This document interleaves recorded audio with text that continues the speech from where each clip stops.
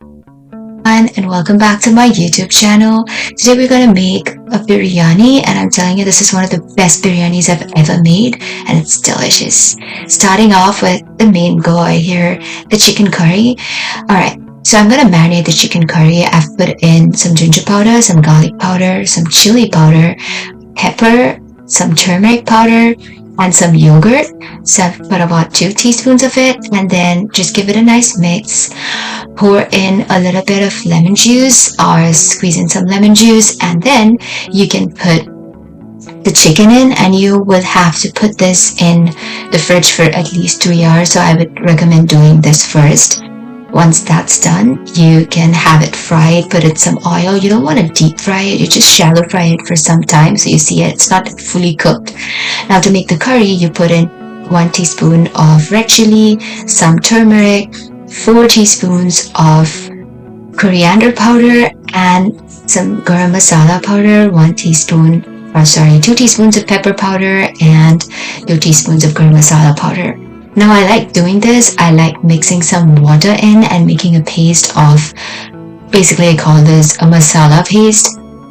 This helps the masala to not burn when you make it, so I think that's pretty good. So take a kadai, put in some coconut oil, put in some ginger and garlic, which is finely chopped or grated.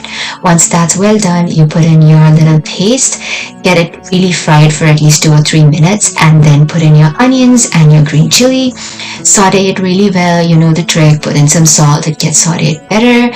And once that's in, put in your tomatoes. I forgot to take that part. And then you put in your lime juice, and once it's a paste, you put in your chicken. And then once it's all cooked, garnish it with coriander leaves and set it aside. Now let's make the rice for the biryani. In order to make the rice for the biryani, we do a 2-step process. We fry the rice, so put in some ghee, put in some cloves, some cardamom, and some bay leaves, and fry the rice for like about 5 minutes, and then boil some water and boil the rice with it for like 10 minutes. Now saute some onions separately, add some garam masala powder and saute that as well a little bit, and then put in the boiled rice to it. I'm sorry I forgot to add that part where you boil the rice. So once you have that, you can also put some coriander leaves, and that's your rice.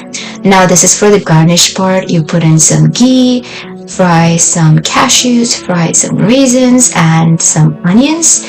Put in some salt and sugar to caramelize the onions quicker. And once it's that way, you have all of your stuff in, and now you go to the main part, which is the sibling. So you start with adding some ghee, followed by adding your corianders and your mint leaves. Once that's done, first put in a layer of rice, followed by putting in a layer of chicken, and then put in a layer of rice again, and then you can put in a layer of some coriander, all of those a little bit of those fried things that you just did, and then you put in some ghee and you repeat the process again. Once you have the final set of rice in, you put in all of your extra fried items, your coriander, your mint, and your biryani is ready to serve. I put a different video on how to make that green chutney. It just goes delicious with this biryani. So that's your biryani, your raita, your papad. Ready to enjoy. I'm telling you, this is one of the best biryanis I've had. I'm not just saying because I made it, but definitely is one of the best biryanis I've had so far. So please try and let me know how it went.